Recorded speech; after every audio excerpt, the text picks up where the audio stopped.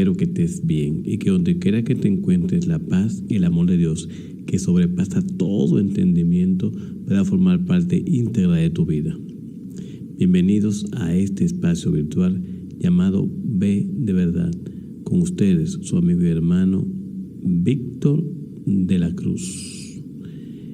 Hoy vamos a compartir con ustedes un tema del pastor Joel Barrios. Antes de iniciar y para aprovechar el tiempo como siempre lo hacemos, vamos a tener una oración. Oremos. Padre Santo, que estás en el cielo, alabado, bendito, glorificado sea su santo y divino nombre. Gracias por su amor y muchas gracias por su misericordia. Rogamos y pedimos que su presencia nos pueda acompañar y que lo que aquí vamos a comentar pueda ser guiado por su Santo Espíritu. Que nosotros simplemente seamos un instrumento en las manos del Espíritu Santo. Guíanos siempre, Padre Celestial, y acompáñenos. En el nombre de Jesús. Amén.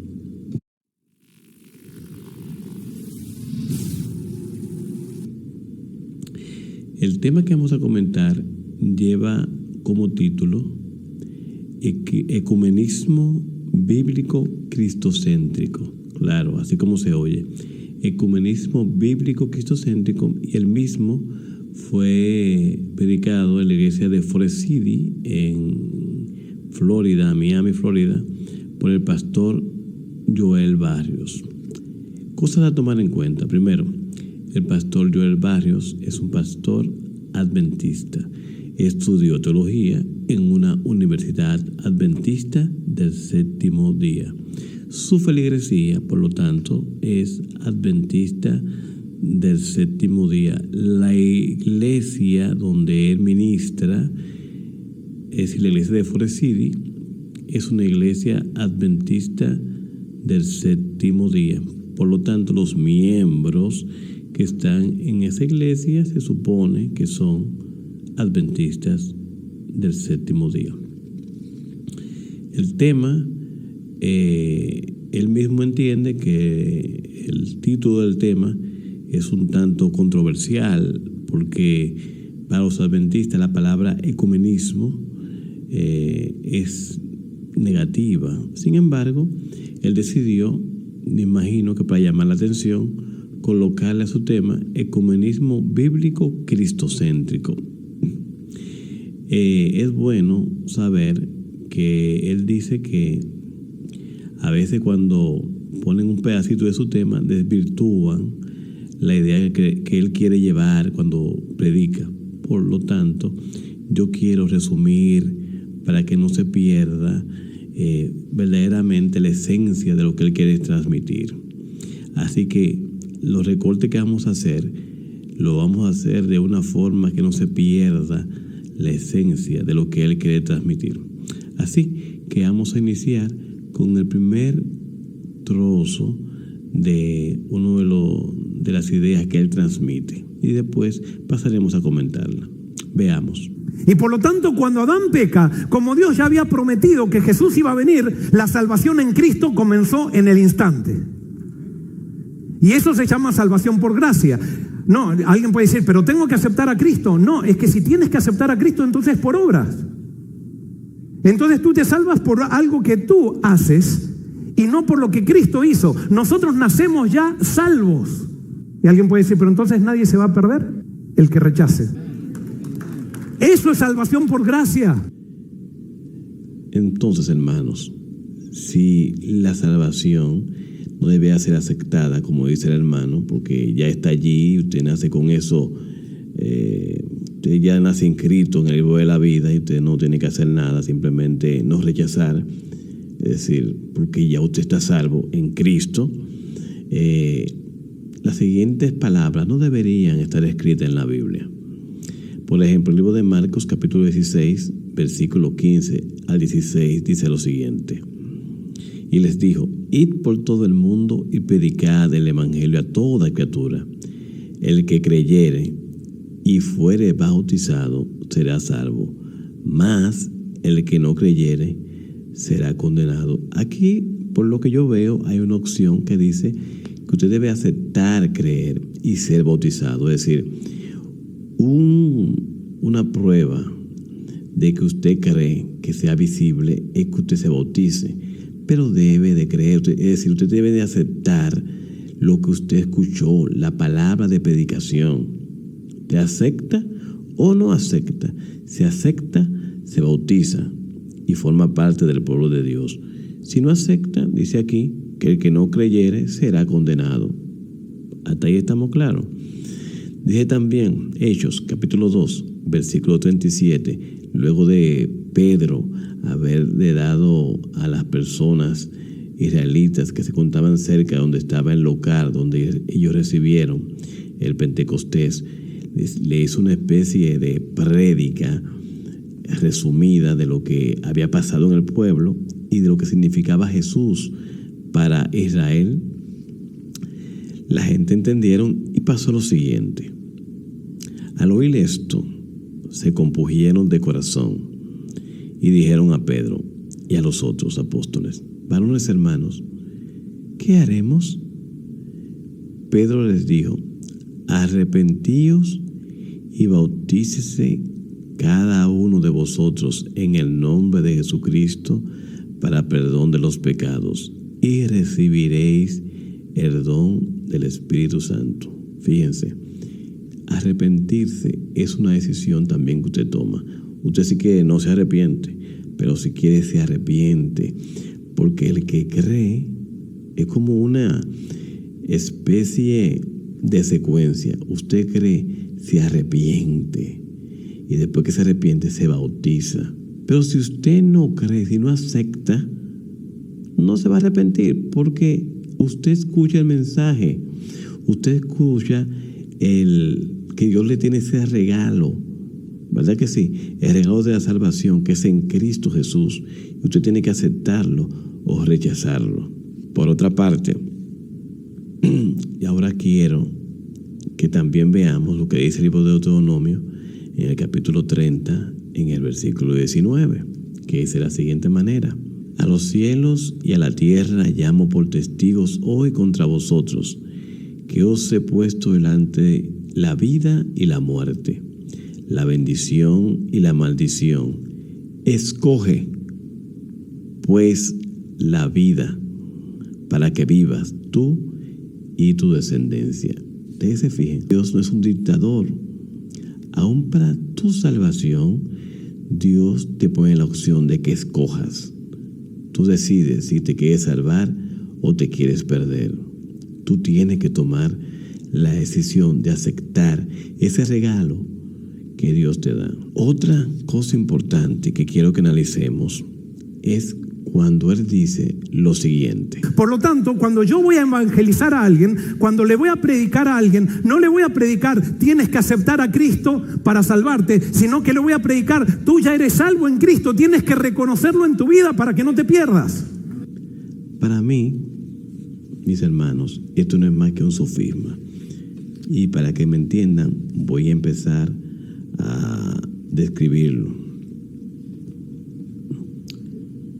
Por ejemplo, Él dice lo siguiente: tú ya eres salvo en Cristo. ¿Qué significa estar en Cristo? Porque lo que está diciendo, tú ya eres salvo en Cristo. Fíjense que la predicación no es a gente que ya aceptaron el mensaje, es a personas que están en el mundo viviendo sin Dios y sin esperanza. Usted le va a llevar un mensaje que ellos desconocen. Y a esas personas que no conocen el mensaje, que no conocen lo que Cristo ha hecho por ellos, o que han escuchado de manera superficial, sin darle importancia, usted le va a decir, tú ya eres salvo en Cristo. ¿No es algo extraño? Que usted le pregunte a personas que están viviendo en el mundo, ¿tú ya eres salvo en Cristo? ¿Qué significa ser salvo en Cristo? En el libro de Gálatas, en el capítulo 3, versículo 26, dice que significa estar en Cristo, para ser salvo, lógicamente. Dice, pues todos sois hijos de Dios por la fe en Cristo Jesús, porque todo lo que habéis sido bautizados en Cristo, de Cristo estáis revestidos. Para ser salvo en Cristo, hay que haber aceptado a Cristo en tu corazón. Si tú no lo has aceptado, ¿cómo puedes estar salvo en Cristo? Dice Colosenses capítulo 3, versículo 2 lo siguiente: poned la mira en las cosas de arriba, no en las de la tierra, porque habéis muerto y vuestra vida está escondida con Cristo en Dios. Y cuando habla de la muerte, aquí habla de que habéis muerto al mundo. En pocas palabras, para estar en Cristo, las personas deben haber muerto al mundo. Si usted está en el mundo, usted no está salvo en Cristo, según lo que dice la Biblia. Yo entiendo que se oye muy chulo cuando el pastor Joel Barrio lo presenta, porque se oye bonito, pero lamentablemente no es bíblico. ¿Qué significa entonces reconocer? ¿Y por qué quiero que sepamos que esa palabra, qué significa esa palabra reconocer? Bueno, porque él dice, y volvemos a lo que él dijo anteriormente, no voy a predicar, tiene que aceptar a Cristo, sino que le voy a predicar, tú ya eres salvo en Cristo. Tienes que reconocerlo para que no te pierdas. Así que, ¿qué significa reconocer? Según la Real Academia de la Lengua, reconocer es admitir o aceptar algo como legítimo. Repito, reconocer es admitir o aceptar algo como legítimo. O, en pocas palabras, cuando él dice tiene que reconocerlo, él está diciendo que tiene que aceptarlo. Me doy a entender. En segundo lugar, también reconocer significa admitir, y vuelve la palabra, o aceptar que alguien o algo tiene determinada cualidad o condición. ¿Usted cree que Cristo tiene la cualidad, tiene la condición de Salvador, que Él te puede liberar de tu pecado? Pues mira, si tú entiendes eso, tú lo tienes que aceptar. En pocas palabras, eso que dice el hermano Joel Barrio no es más que un sofisma que se oye bonito dentro de lo que sería una nueva teoría que él está introduciendo en su iglesia, donde todos son salvos. Una especie de universalismo 2.0 o universalismo light. Sin embargo, si nosotros dijéramos la cosa como corresponde, poniéndole las palabras sencillas, diría lo siguiente, una cosa que no tenía sentido al final, pero así diría: no le voy a predicar, tiene que aceptar a Cristo, sino que le voy a predicar, tú ya eres salvo en Cristo, tienes que aceptarlo en tu vida para que no te pierdas. ¿Verdad que no tiene sentido? Un sofisma. Yo creo que ahora veamos el próximo video, que es una secuencia de videos, para que lleguemos al punto de lo que él quiere expresar. Bueno, los apóstoles lucharon contra esta tendencia y en el Nuevo Testamento ellos van a ver que exaltan a Jesús. Jesús es el centro. Si tienes a Jesús tienes todo, no necesitas más nada. Con Jesús y el Espíritu ya está todo. Pero el movimiento cristiano siguió creciendo. Y entonces llegaron los cristianos griegos. Y ahora los cristianos griegos, ellos también querían meter dentro de la iglesia sus tendencias de los cuales se habían formado cuando estaban lejos de la doctrina de Dios, cuando no conocían a Dios. Y entonces ellos querían seguir también los criterios de identificación que tenían las corrientes filosóficas de Atenas. En la medida que los cristianos griegos fueron metiendo su cultura dentro del cristianismo, el discipulado se transformó en un esfuerzo académico. Se empiezan a enseñar definiciones doctrinales abstractas y eso se llama teología filosófica. el estudio de Dios. ¿Qué es Dios? Y se empezaban a hacer discusiones, que Dios eran 3 personas, 2 personas, era una influencia, si Jesús tenía naturaleza pecaminosa o no tenía naturaleza pecaminosa, si Jesús era creado, si no era creado, si era Dios, si no era Dios. Y entonces un montón de razonamientos abstractos que no tenían prácticamente ninguna repercusión en la vida cristiana, en la vida cotidiana. Les hago una pregunta: ¿cuál es el discipulado ¿cómo se dice? Que el cristianismo ahora usa, promueve? ¿El discipulado de Jesús o el discipulado griego? Griego. Constantino, lo segundo que hace, si podríamos decir, en el año 323, convoca un concilio que se llamó el Concilio de Nicea. Y en ese concilio vinieron los dirigentes religiosos de todo el mundo, se le llamó el primer concilio ecuménico. Vinieron los dirigentes religiosos de todo el mundo a declarar cuál es la doctrina correcta. Y entonces, ¿qué se hizo en el concilio de Nicea? En el concilio de Nicea se declaró lo siguiente: se estableció el primer credo, se estableció una declaración de doctrinas, donde en esa declaración de doctrinas se dijo: el que no está de acuerdo con esto no es de los nuestros. Resumiendo, según el pastor Barrios, en la Iglesia Apostólica no había división porque solamente tenían 2 principios. Primero, Jesucristo, y segundo, el Espíritu. Fuera de esto no había más nada. Por ende, los nuevos creyentes que no llegaron a conocer a Jesús creían en un Jesús místico, porque parece que ellos no leían la Biblia en ese momento. Simplemente el Jesús que se representaba mediante la oratoria y el Espíritu, supuestamente, según lo que dice el pastor Barrios. Sin embargo, dice él que también la iglesia fue creciendo, y como fruto de ese crecimiento a la iglesia llegaron los griegos, que introdujeron una teología filosófica que fue la que dio origen a las nuevas creencias.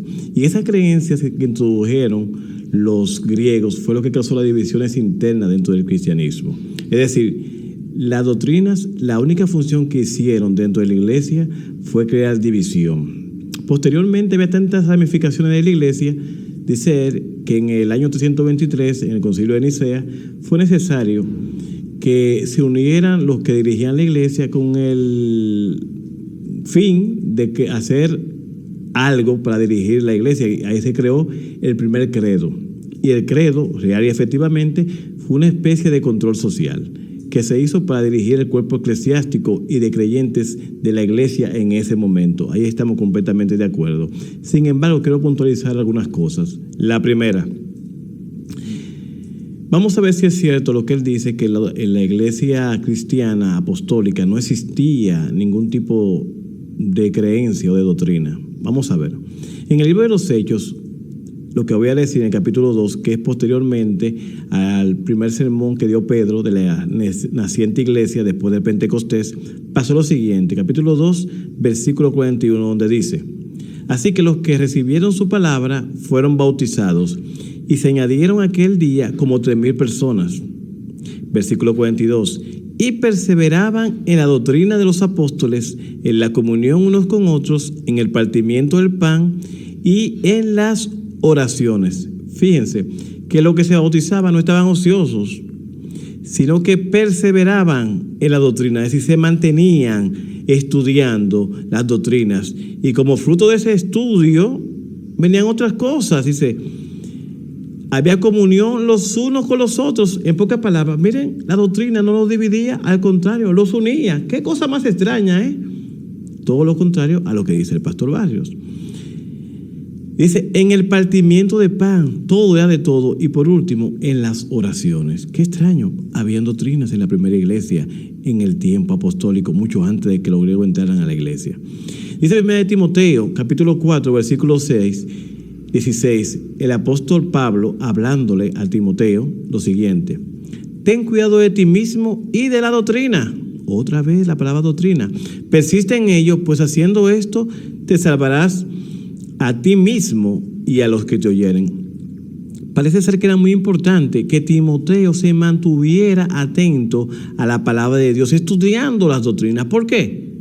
Por lo que vamos a leer ahora, que se encuentra en Efesios capítulo 4, iniciando en el 14, donde dice: para que ya no seamos niños fluctuantes, llevados por doquier de todo viento de doctrina. ¿De qué doctrina que está hablando él ahora? Vamos a ver. Doctrina por estratagema de hombres que para engañar emplean con astucia las artimañas del error. ¿Cuál es la única forma de usted saber cuándo una doctrina es falsa o verdadera? Bueno, cuando usted esté estudiando, cuando usted conoce las verdades que vienen de la palabra de Dios. Es la única forma. Por eso,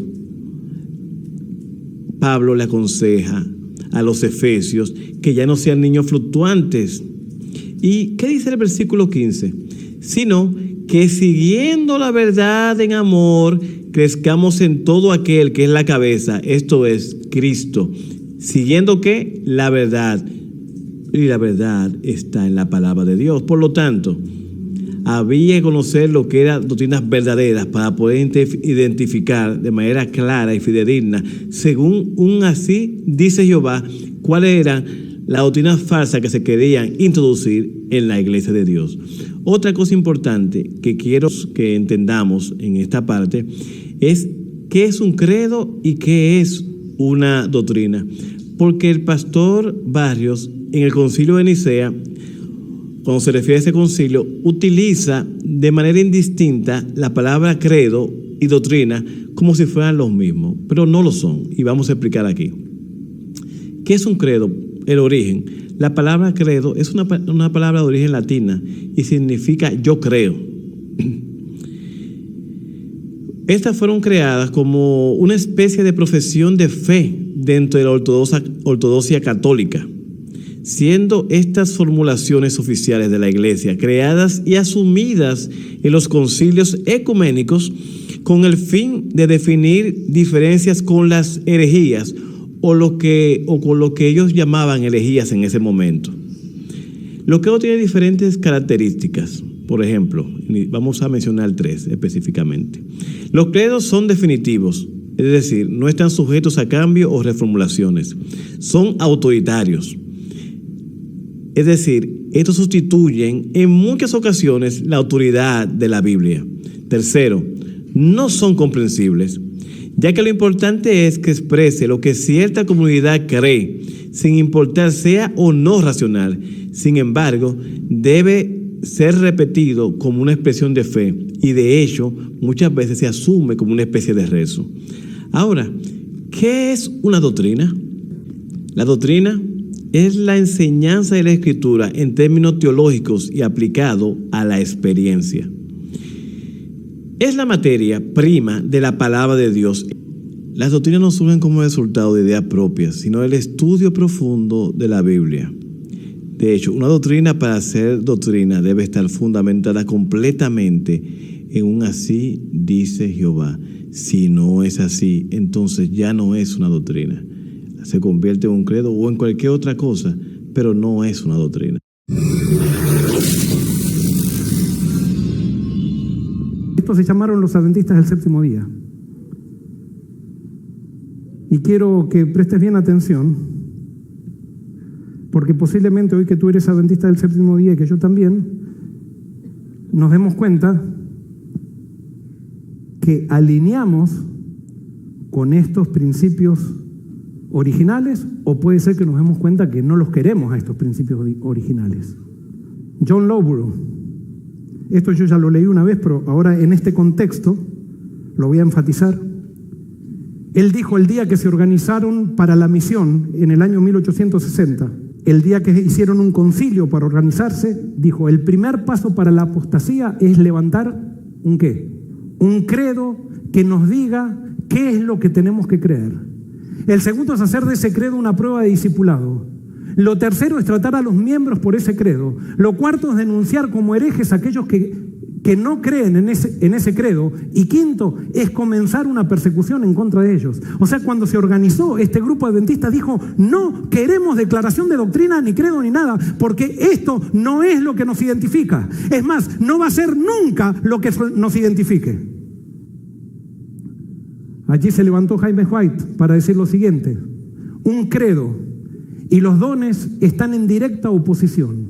Ahora, ¿cuál es nuestra posición como pueblo? La Biblia es nuestro credo. Nosotros rechazamos todo lo que tiene la forma de un credo humano. Y quiero decirles algo,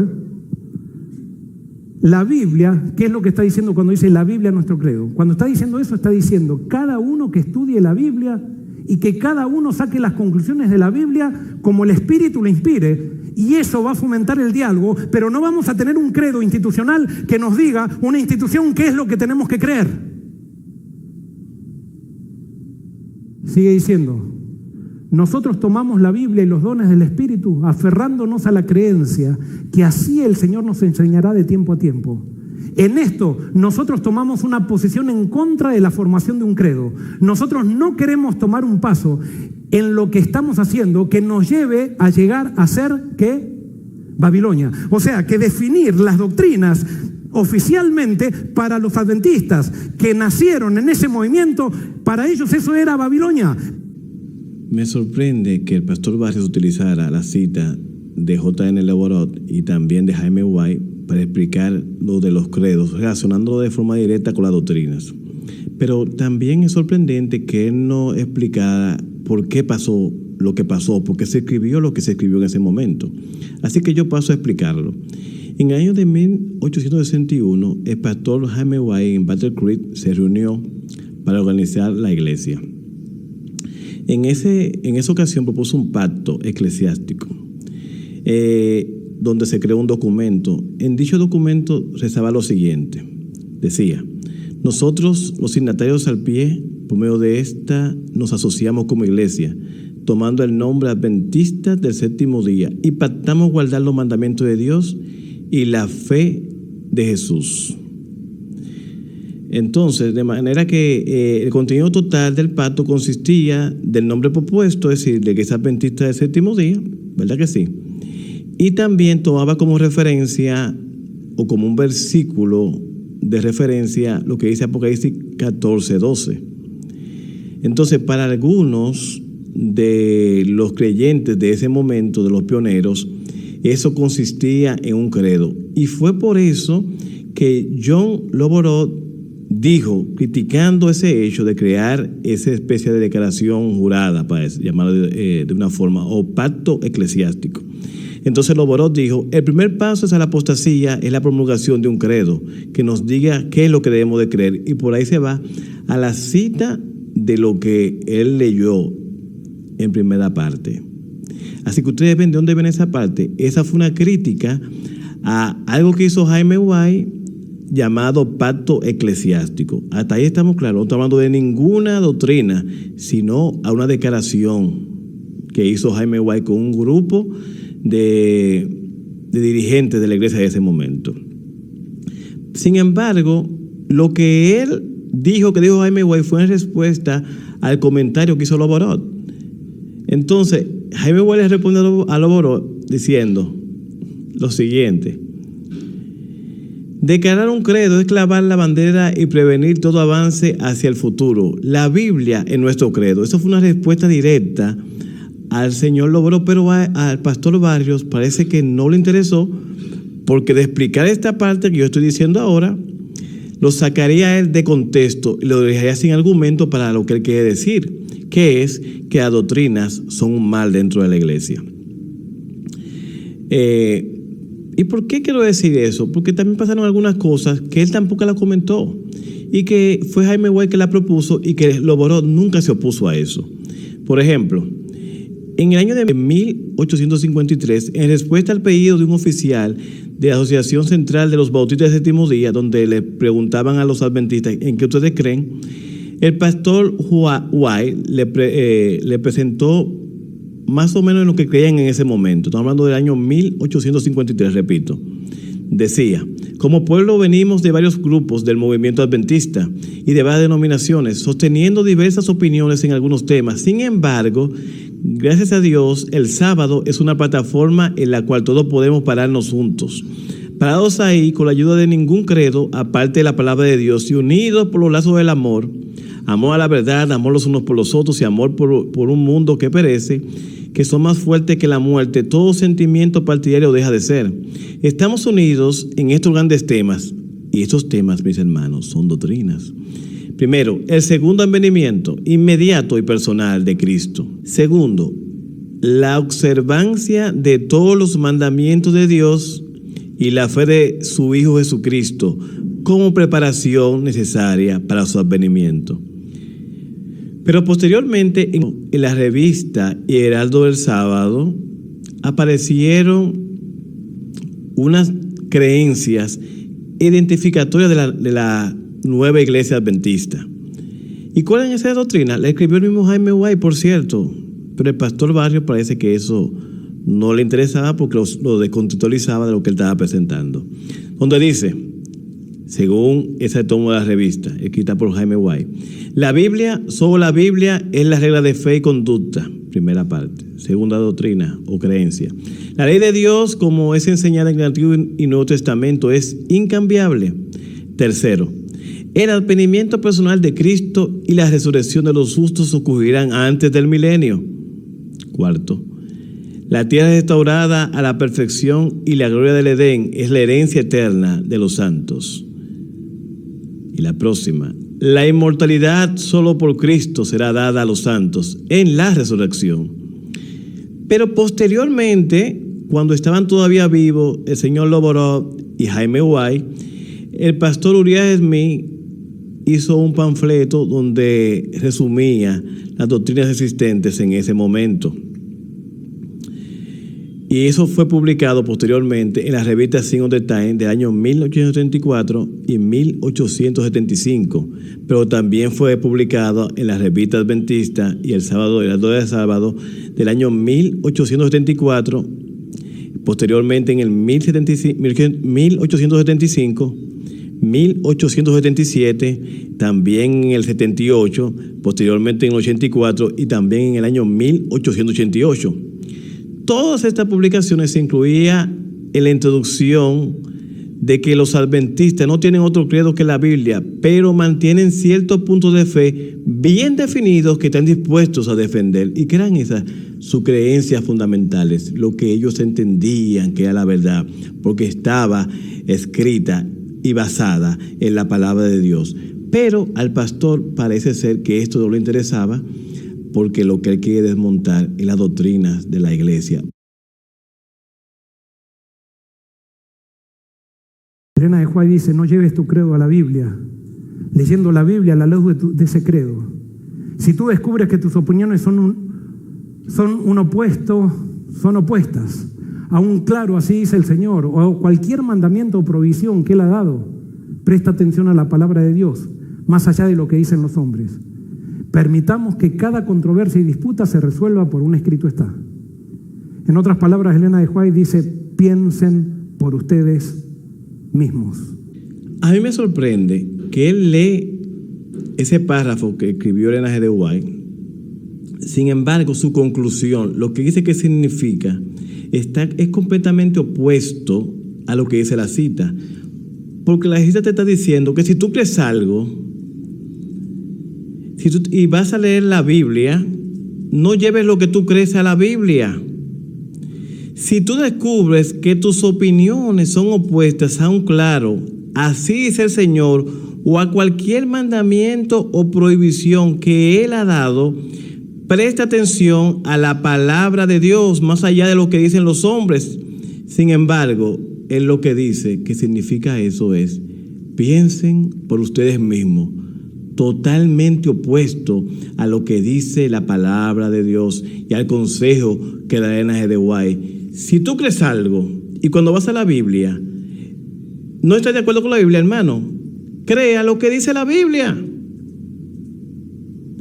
Qué lamentable que este señor desvirtualice lo que dice una cita de Elena para al final explicar lo que él quiere, desenfocando completamente lo que dice la cita del espíritu de profecía y hasta ahora descontextualizando todos los versículos que ha utilizado. Ahora, otra cosa importante es que el pastor Barrios dice que en Forest City ha nacido un movimiento, es decir, ellos son un movimiento y que ese movimiento es un movimiento nuevo, un movimiento de personas que siguen a Jesús.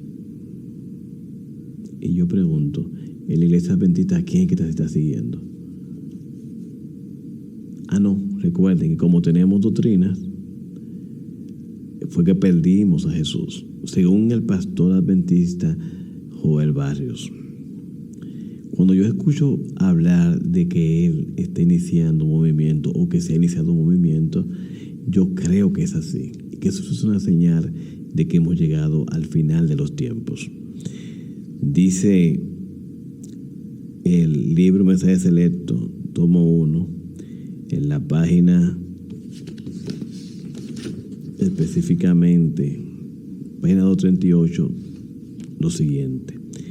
El enemigo de las almas ha procurado introducir la suposición de que había que realizarse una gran reforma entre los adventistas del séptimo día, y que esa reforma consistiría en renunciar a las doctrinas que están en pie como las columnas de nuestra fe, y que había de comenzar un proceso de reorganización. Si se efectuara esa reforma, ¿qué resultaría? Los principios de verdad, que llama Elena, los principios de verdad dado a la iglesia remanente serían descartados, sería cambiada nuestra religión. Los principios fundamentales que han sostenido la obra durante los últimos 50 años serían considerados como error. ¿Ustedes están escuchando? ¿Les suena algo parecido a lo que hemos estudiado hasta ahora? Se establecería una nueva organización, se escribirían libros de una nueva orientación, se introduciría un sistema de filosofía intelectual. Los fundadores de ese sistema irían a las ciudades y harían una obra maravillosa. Por supuesto, se tendría un poco en cuenta el sábado y también al Dios que lo creó. No se permitiría que nada se interpusiera en el camino del nuevo movimiento. Hemos llegado al final de este tema. Espero que muchas personas puedan alcanzar la luz. Yo espero, mi hermano, que ustedes compartan estos temas con otras personas, que ustedes tienen gente que lo ama, que lo quiere. Ustedes compartan esto. Estas verdades deben ser distribuidas en la iglesia, ya que lamentablemente el diablo anda como león rugiente buscando a quien devorar y está vendiendo a diestra y a siniestra vientos de doctrinas falsas, fundamentados solamente en la idea de una persona que no es mala, que tiene quizás buenas intenciones. Pero mis hermanos, son las buenas intenciones muchas veces las que han causado más mal en el pueblo de Dios. Dios te bendiga, Dios te guarde y que permita, como yo quiero, conocer la verdad, y la verdad nos hará libre. Bendiciones.